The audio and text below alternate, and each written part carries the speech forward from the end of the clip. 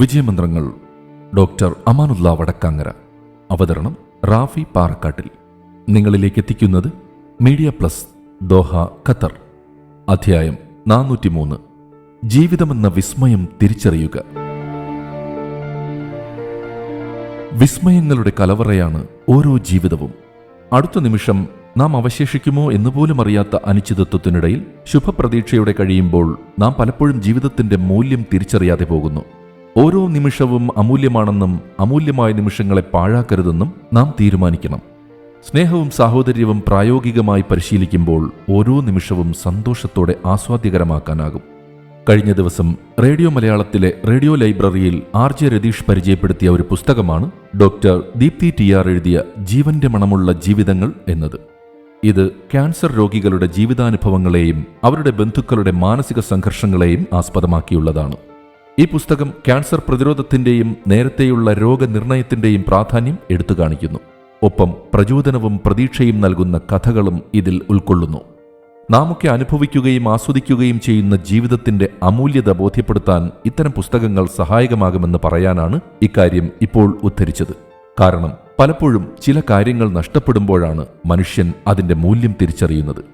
നല്ല സമയത്ത് തന്നെ ജീവിതത്തിന്റെ മൂല്യം തിരിച്ചറിയുകയും തന്റെ സമ്പത്ത്, ശരീരം, ബുദ്ധി, പദവികൾ, സ്വാധീനം എന്നിവയൊക്കെ തനിക്ക് മാത്രമല്ല സഹജീവികൾക്കും ചുറ്റുപാടിനും കൂടി ചിലവഴിക്കുമ്പോഴുണ്ടാകുന്ന സാമൂഹ്യ പരിസരമാണ് വാസ്തവത്തിൽ സന്തോഷത്തിന്റെ രസതന്ത്രമൊരുക്കുകയെന്ന കാര്യം നാം ഓർക്കുക. നമ്മുടെയൊക്കെ ഹൃദയത്തിന്റെ പടിവാതിൽക്കൽ സമാധാനം, ഐശ്വര്യം, ധനം, സ്നേഹം ഇങ്ങനെ 4 പേർ നിൽക്കുന്നുണ്ടെന്നാണ് പറയുക. നാം ആരെയാണ് ഉള്ളിലേക്ക് വിളിച്ചത്? ആരാണിപ്പോൾ നമ്മിൽ കുടിയേറിയിരിക്കുന്നത്? അതോ ആരും അവിടെ ഇല്ലേ? ചിലർ വിളിക്കുന്നത് ധനത്തെ മാത്രം, പക്ഷേ അവിടെ സമാധാനമില്ല. ചിലർ ഐശ്വര്യം കാക്ഷിക്കും, പക്ഷേ സ്നേഹമില്ല. അതുകൊണ്ട് തന്നെ തൃപ്തിയില്ല. നിങ്ങൾ സ്നേഹത്തെ ഒന്ന് വിളിച്ചു നോക്കൂ. അത് വന്ന് ഹൃദയത്തിൽ നിറഞ്ഞാൽ സ്നേഹത്തിന്റെ സുഹൃത്തുക്കളായ സമാധാനം, ഐശ്വര്യം, ധനം എന്നിവ തനിയെ വന്നുകൊള്ളും. സ്നേഹപൂർവം എന്തിനു നോക്കിയാലും അതിനൊരു പ്രത്യേക ഭംഗിയായിരിക്കും. ആ സമയത്ത് ലോകം മുഴുവനും തന്നെ അതീവ സുന്ദരമായി തോന്നും.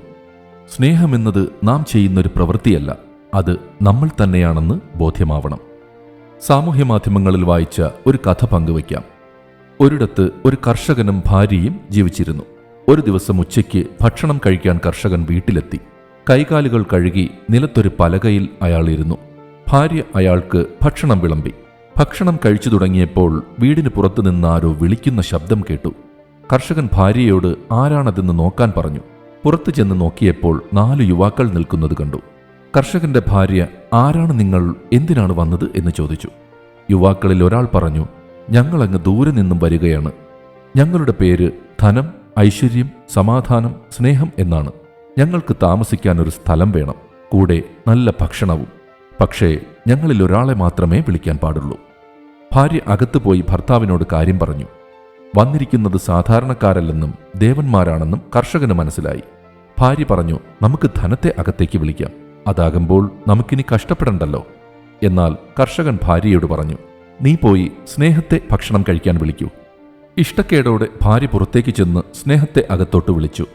സ്നേഹം കാൽ കഴുകി അകത്തേക്ക് കയറിയപ്പോൾ സമാധാനവും അകത്തേക്ക് കയറി. ഇത് കണ്ട് ഐശ്വര്യം പറഞ്ഞു, സ്നേഹവും സമാധാനവും ഉള്ളിടത്തെ ഞാനും താമസിക്കുന്നുള്ളൂ. ഐശ്വര്യവും കാൽ കഴുകി അകത്തേക്കു കയറി. അപ്പോൾ ധനം പറഞ്ഞു, സ്നേഹമുള്ളിടത്ത് സമാധാനമുണ്ടെങ്കിൽ അവിടെ ഐശ്വര്യം കുടിയേറുന്നുണ്ടെങ്കിൽ ധനമെന്ന ഞാൻ മാത്രം എന്തിന് പുറത്തു നിൽക്കണം? ഞാനും നിങ്ങളുടെ കൂടെ ഇവിടെ താമസിക്കാം. ധനവും കാൽ കഴുകി അകത്തു കയറി. ഇതാണ് ജീവിതത്തിന്റെ യാഥാർത്ഥ്യം. നാം ആത്മാർത്ഥമായി സ്നേഹിക്കാൻ തുടങ്ങുമ്പോൾ എല്ലാ ഐശ്വര്യങ്ങളും നമ്മിലേക്ക് വന്നു ചേരും. അതിനാൽ നിരുപാധികമായി സ്നേഹിക്കുക. സ്നേഹത്തിന്റെ തണലിൽ ജീവിതം മനോഹരമാക്കാം. എല്ലാം തികഞ്ഞ ശേഷം സ്നേഹിക്കാനോ വിട്ടുവീഴ്ച ചെയ്യാനോ ഒന്നും സമയമുണ്ടായെന്ന് വരില്ല. ജീവിതത്തിലെ മാറി മാറി വരുന്ന സന്ദർഭങ്ങളും മുഹൂർത്തങ്ങളുമൊക്കെ സവിശേഷമാക്കി മാറ്റുക.